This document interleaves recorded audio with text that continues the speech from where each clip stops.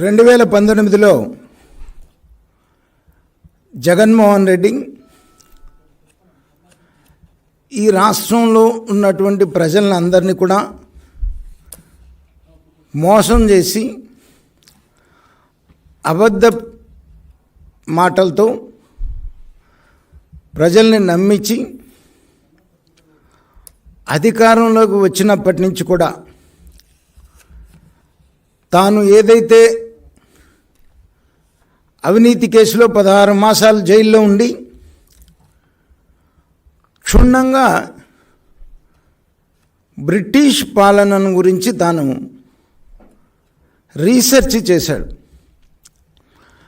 Research చేసి బయటకు వచ్చి ఎట్లా అయినా 19 ఎన్నికల్లో ప్రజల్ని నమ్మించగలిగితే తన లక్ష్యం ఏదైతే ఉందో భారతదేశంలో అత్యంత ధనికవంతుడు కావాలి అనేటువంటి లక్ష్యాన్ని ముఖ్యమంత్రి అయితే కానీ చేరుకోగలను అనేటువంటిది తన తండ్రి ముఖ్యమంత్రిగా ఉన్నప్పుడు చూశాడు. అలాగే బయటకు వచ్చి జైలు నుంచి బయటకు వచ్చి తల్లి, చెల్లి, బాబాయ్ సపోర్టుతో రాష్ట్రంలో ప్రజలందరినీ కూడా నమ్మించి ఒక్క అవకాశం అని చెప్పేసి నమ్మించి అధికారంలోకి వచ్చినప్పటి నుంచి కూడా బ్రిటిష్ రూల్ని పూర్తిగా ఈ రాష్ట్రంలో అమలు చేయటం మొదలుపెట్టాడు. ఏ రకంగా అయితే బ్రిటిషర్స్ భారతదేశానికి వ్యాపారం పేరు మీద వచ్చి నమ్మించి తన సొంత సైన్యాన్ని పెట్టుకొని భారతదేశాన్ని రూల్ చేసి భారతీయుల్ని ఏ రకంగా హింసించి హత్యలు చేశారో అలాగే తాను కూడా నమ్మించి ఒక అవకాశమైన అధికారంలోకి వచ్చినప్పటి నుంచి కూడా ఆంధ్ర రాష్ట్ర సంపద మొత్తాన్ని కూడా ఏకీకృతం చేసి తాను ఒక్కడే వ్యాపారం చేసుకుంటూ ఎవరిని ఎమ్మెల్యేలను కానీ మంత్రులు కానీ దగ్గరికి రానిస్తే వాటా అడుగుతారేమోనని దూరం పెట్టి ఆఖరికి తల్లిని, చెల్లిని కూడా కంటనీరు పెట్టి ఆంధ్ర రాష్ట్రం నుంచి తరిమి ఈ రాష్ట్రం మొత్తాన్ని దోపిడీ చేసి దోపిడీయే లక్ష్యంగా ఒక దొంగల ముఠా ఈ రాష్ట్రం మీద ఒక దొంగల ముఠా పడి ఏ రకంగా అయితే ఇంతకుముందు మనం సినిమాల్లో చూసాము దొంగల ముఠా గ్రామాల మీద పడి ఏ రకంగా దోచుకుంటుందో ఆ రకంగా అధికారంలోకి వచ్చిన కాడి నుంచి ముఖ్యమంత్రి వాళ్ళ ముఠా ఈ రాష్ట్రాన్ని దోచేసి ప్రజల్ని భయభ్రాంతులను చేసి పోలీసుల్ని తన సొంత సైన్యంలాగా వాడుకొని ఈ రాష్ట్రంలో ప్రశ్నించినటువంటి ప్రతిపక్ష నాయకులను మొత్తాన్ని కూడా జైళ్ళల్లో పెట్టి హింసించి ఆఖరికి సీనియర్ నాయకులను, రాజకీయ నాయకులను కూడా జైళ్ళల్లో కొట్టించినటువంటి పరిస్థితి. ఆఖరికి జాతీయ అధ్యక్షులు చంద్రబాబు నాయుడు గారిని కూడా అరెస్ట్ చేసి ఏ అభియోగం లేకుండా అక్రమ కేసులు పెట్టి 54 రోజులు జైల్లో ఉంచినటువంటి మాట మనం చూస్తూ ఉన్నాం. నేను సంవత్సరం క్రితం చెప్పాను వైసీపీ శాసనసభ్యులందరికీ కూడా, మీరు కనుక జగన్మోహన్ రెడ్డిని మార్చుకోకపోతే రేపు ఎన్నికల్లో తాను చేసిన తప్పులన్నీ కూడా మీ మీద వేసి తప్పుకొని మిమ్మల్ని బలి చేసేటువంటి పరిస్థితి వస్తుంది. అందుకని మీరు యాజ్ ఎర్లీ యాజ్ పాసిబుల్ ముఖ్యమంత్రిని మార్చుకోండి అనేటువంటి మాట సంవత్సరం క్రితం చెప్పాను నేను. ఇవాళ ఎమ్మెల్యేలు పనికిరారు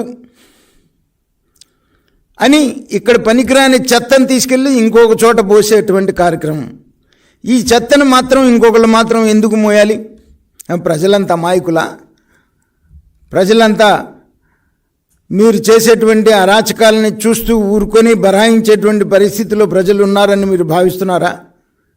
లేకపోతే మీకు నెత్తికెక్కినటువంటి అహంకారం ఇంకా దిక్కుండా అహంకారంతో ఉండి నేను ఎక్కడ ఎవరిని పెట్టినా నా బొమ్మ పెట్టుకొని గెలవాలి అనేటువంటి ఒక ఇంకా అహంకారం నీకు దిగిన పరిస్థితి అయితే నాకైతే ఇంక కనపడతలేదు. ఆఖరికి ఇవాళ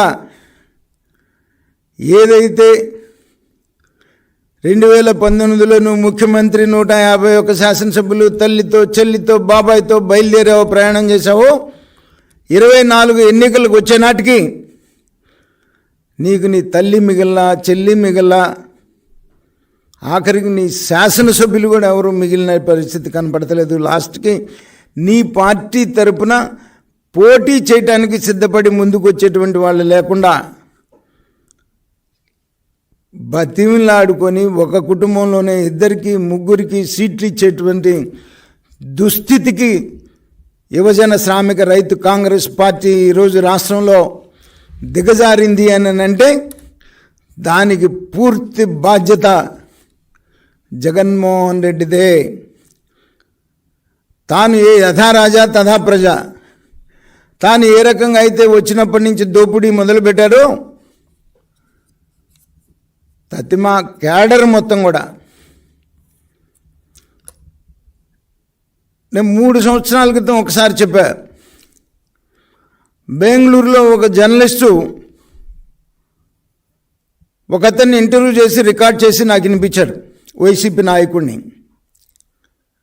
ఏంటయ్యా దాని సారాంశం అంటే, ఆయన అనంతపూర్ చిత్తూరు జిల్లాలో కర్ణాటక లిక్కర్ డోర్ డెలివరీ ఇస్తుంటాడు.